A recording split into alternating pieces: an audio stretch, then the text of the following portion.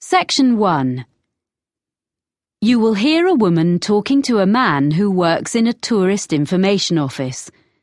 First, you have some time to look at questions 1 to 6.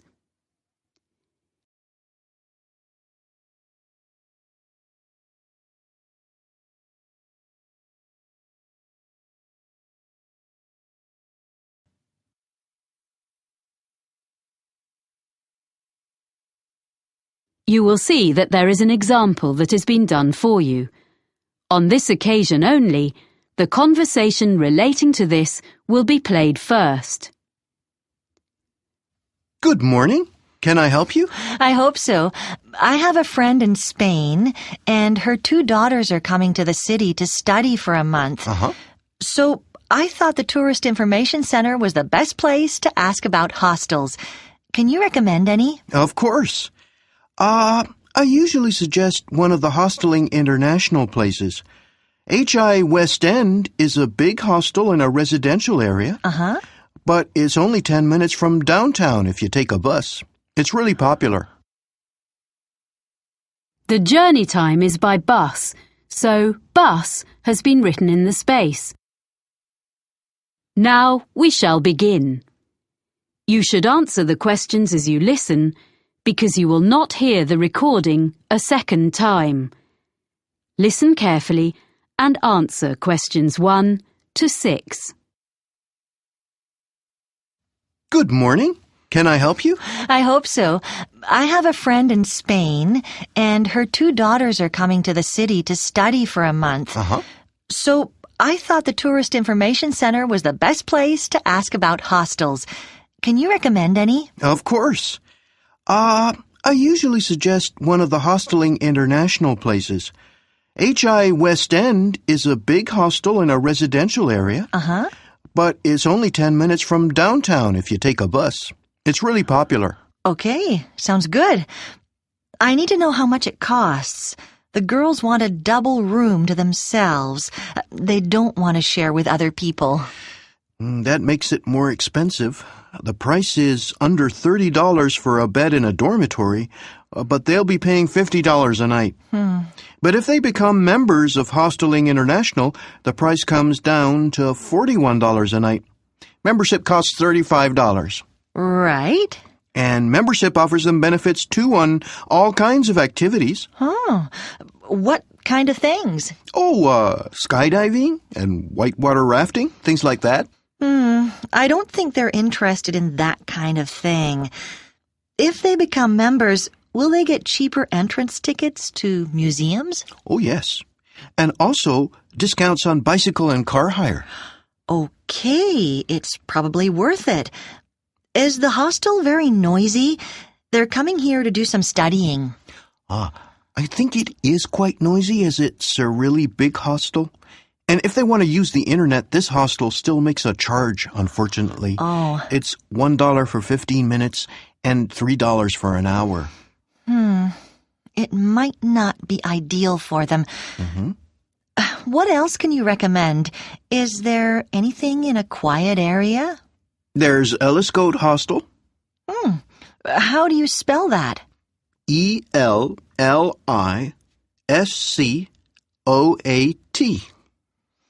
I've never heard that name before. And where is that? It's on the beach looking over the bay. Here, look on the map. Oh. It's quiet, but not far from Dragon Island. There's plenty going on there in the evening. Oh, that's a nice area. And if they want to go to Dragon Island, it only takes a couple of minutes to walk down to the ferry. So how much is a room there? It's in such a nice spot that the rooms are a bit more expensive. They're $62. Does that include any meals? Unfortunately not. Oh. It is possible to buy meals in the hostel at a reasonable price, but because it isn't very busy in the winter, they only cook in summer. Before you hear the rest of the conversation, You have some time to look at questions 7 to 10.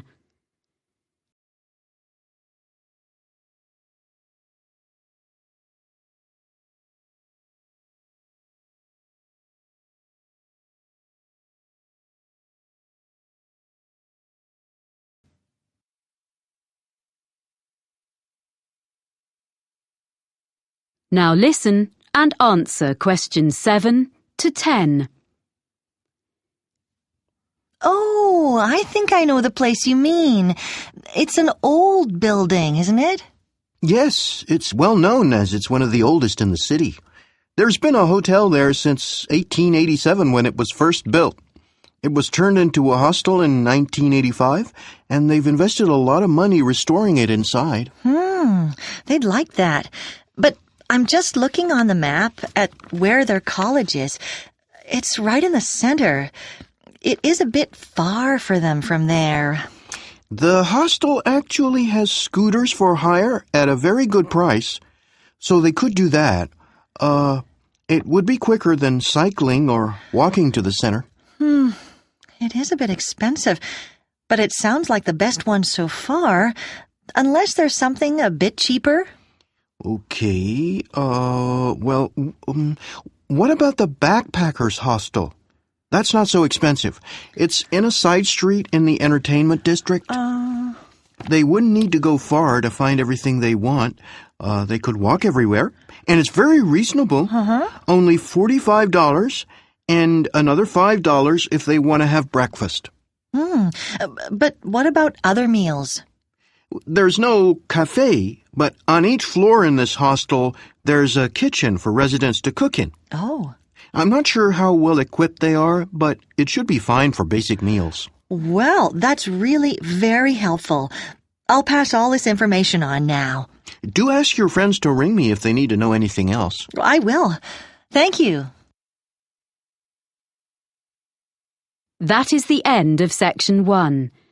You now have half a minute to check your answers. Section 2. You will hear an audio guide to a public library. First, you have some time to look at questions 11 to 15.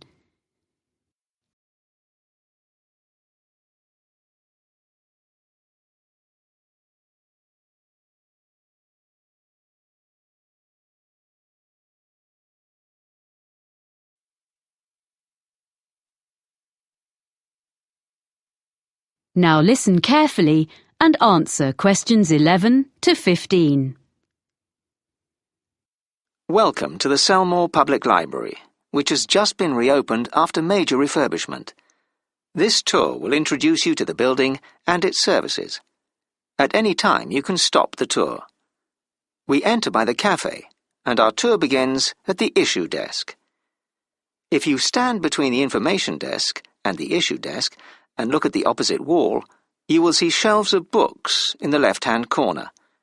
This is where you will find a large number of novels and short stories. They are arranged alphabetically.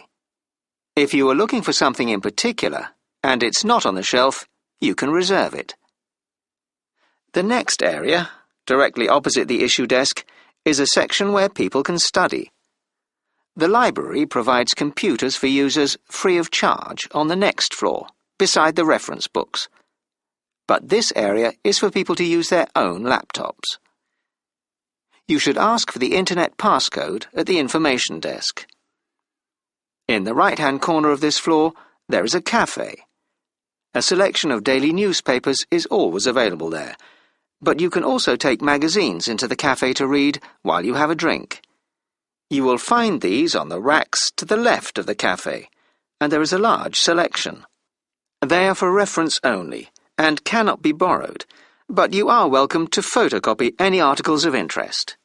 We ask you to return them when you have finished.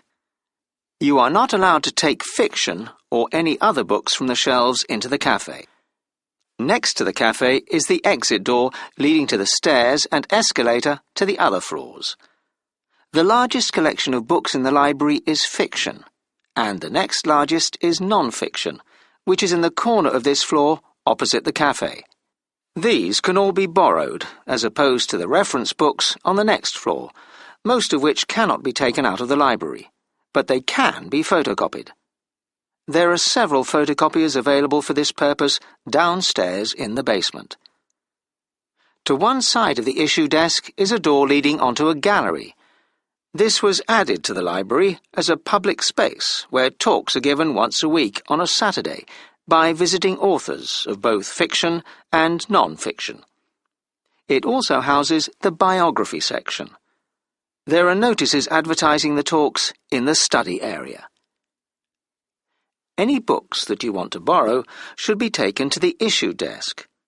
Before we leave this floor, I will give you some information about using the library.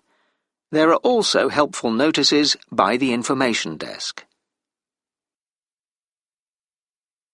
Before you hear the rest of the talk, you have some time to look at questions 16 to 20.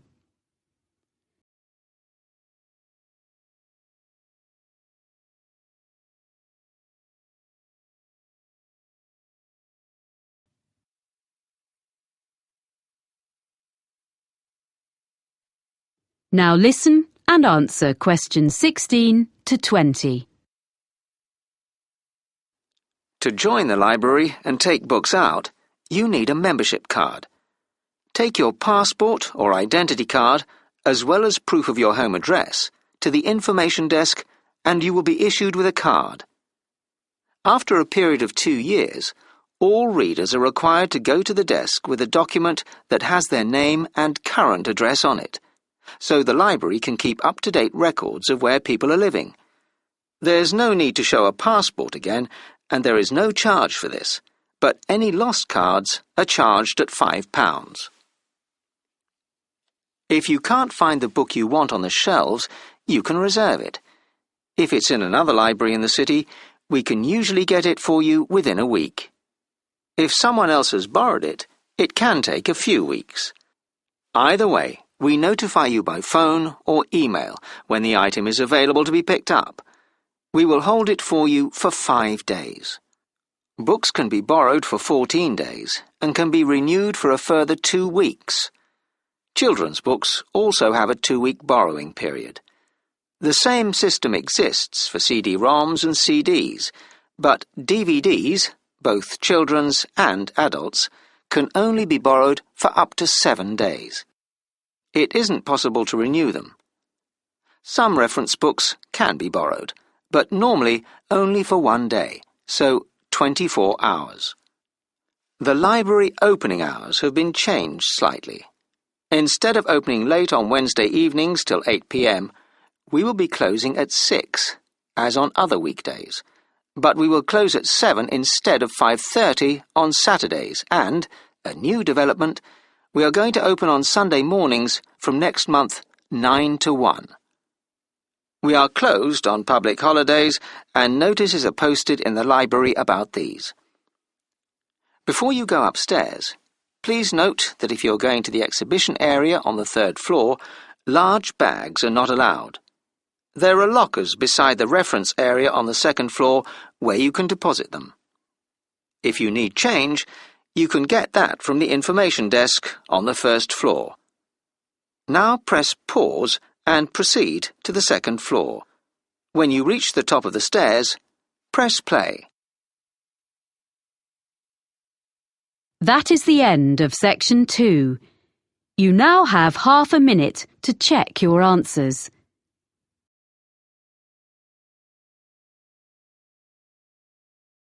Section 3. You will hear a university tutor talking to 2 students about a presentation they have made in a recent botany seminar. First, you have some time to look at questions 21 to 25.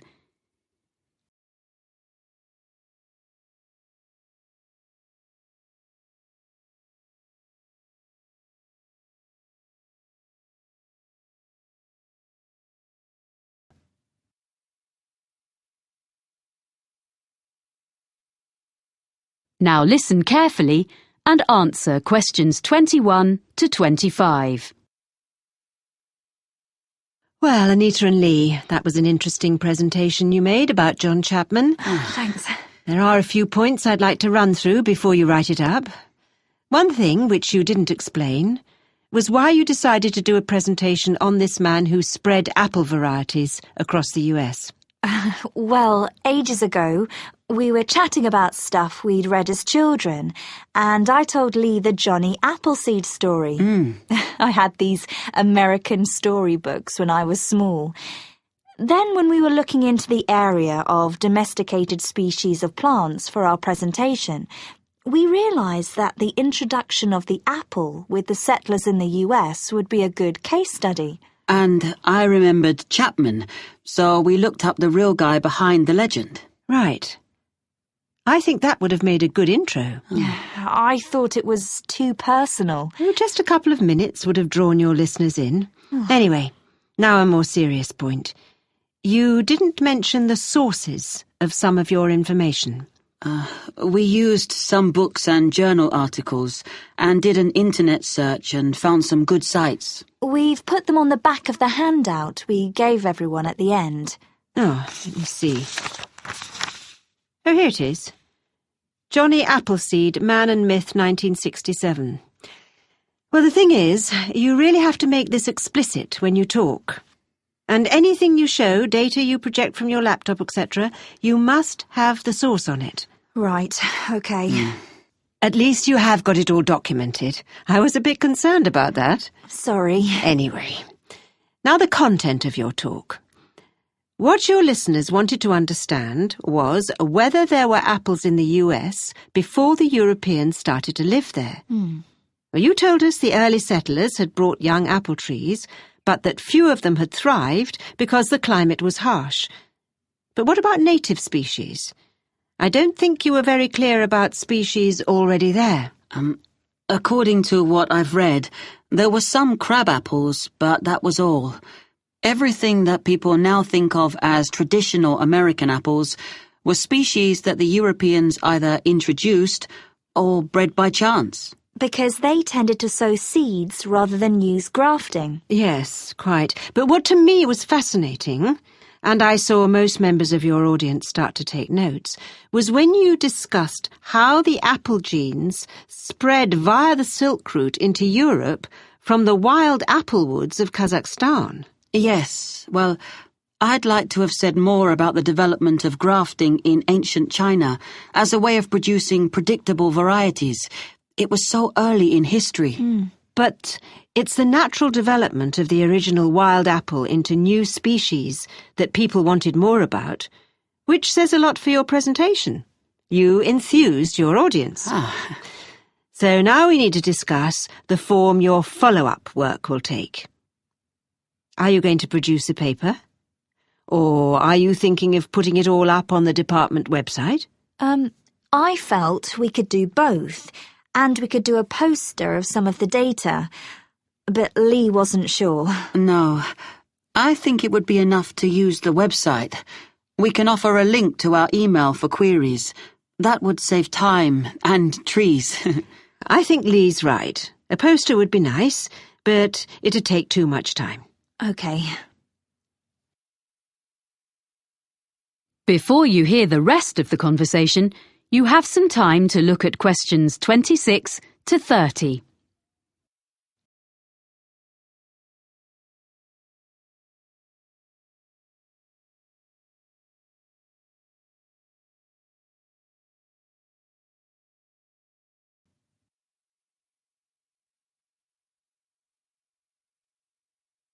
Now listen and answer questions 26 to 30. Now, I just want to give you a few pointers about the techniques of your presentation. Mostly, it was good.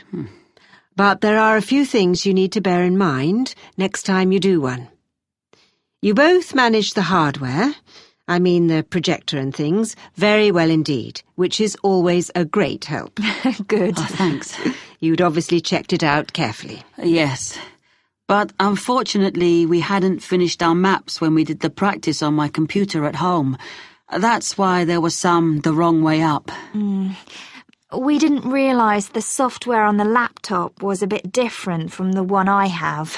But you sorted out the problem very quickly and didn't let it fluster you, so it wasn't a big problem. We could all read the map when we needed to. So it was okay, but we could have done better, we realise. There was a bit at the end where I felt something didn't go as you'd planned. Am I right? We had a few maps which we ended up leaving out because we needed to get on to our conclusions. Yes, it took longer to explain the technical aspects of grafting than we'd expected. So, sticking to the time limit for each part of our presentation is something we didn't manage at all. Which means we've definitely got to improve before we do another one. Yes. Apart from that, well, the handout was perfectly adequate for a seminar like this. It gave all the key information, and, of course, now I realise the sources are listed at the back. But you need to do those references in the correct format, as footnotes, in future. Okay. Yes, sorry, we will. And finally, other students will be presenting projects later in the course. I shall be reminding them how well you both spoke, and that no one had any problem hearing or understanding either of you. In that respect, your talk was a model that the others can follow. Thank you. Yes, thanks very much. This feedback has been very helpful.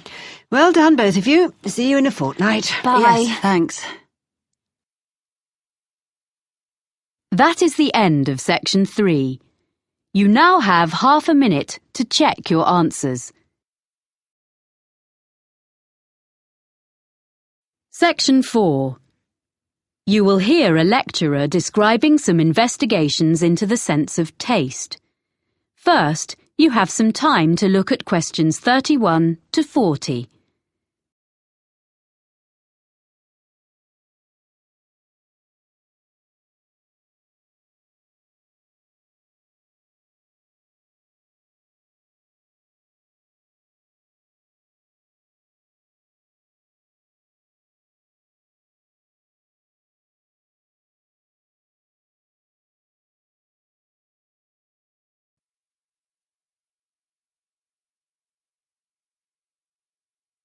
Now listen carefully and answer questions 31 to 40. This morning, I'm going to describe for you a few of the kinds of experiments that have been used to investigate the sense of taste, which is now recognised as being a far more complex and important area of neurological science than was previously believed by most people.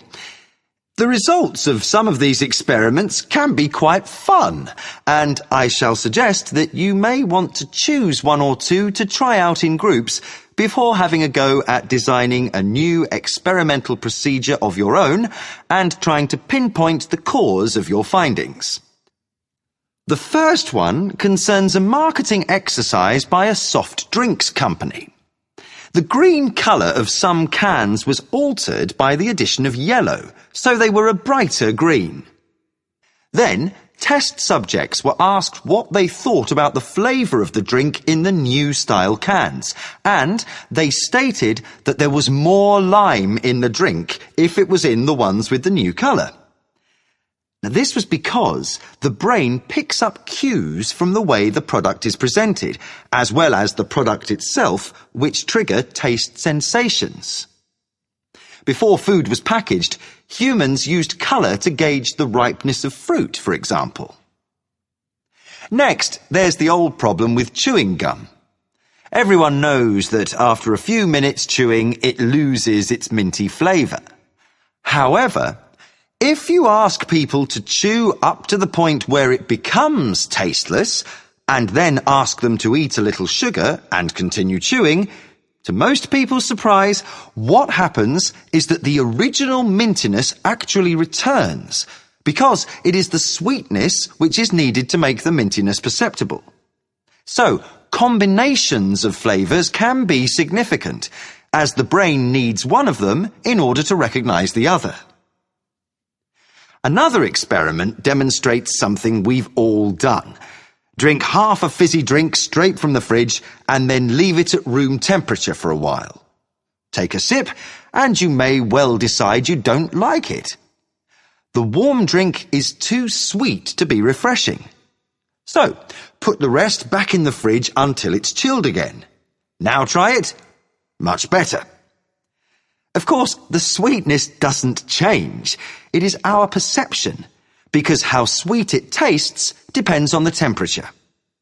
The extent to which the drink is sweetened is less evident if the drink has been cooled. Another interesting result has been derived from experiments with sound. One of these involved eating crisps. Subjects were put into soundproof rooms and given batches of crisps to eat. As they ate, the sound of crunching which they made as they ate the crisps was played back to them.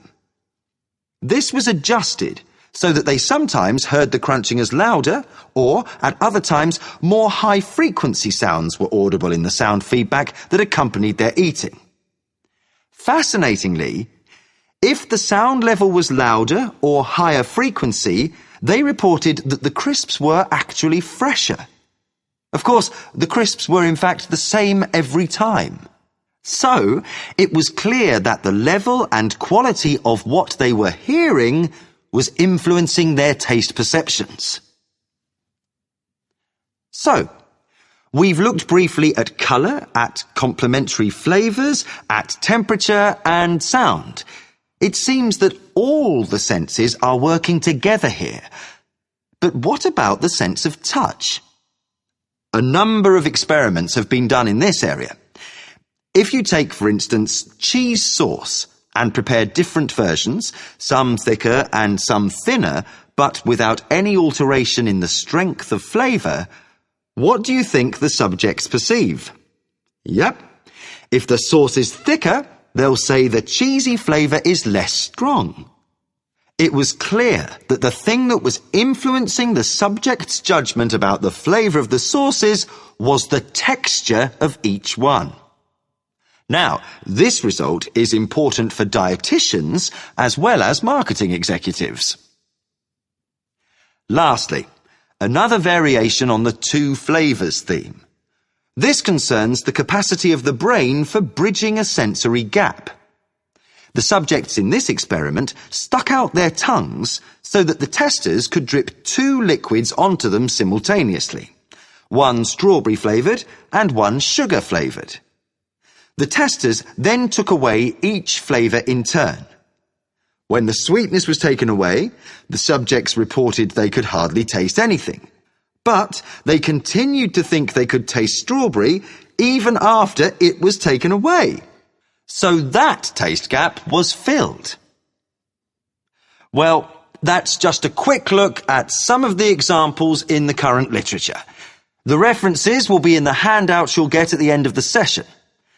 Now, let's see about trying a few of them for ourselves. That is the end of section 4. You now have half a minute to check your answers.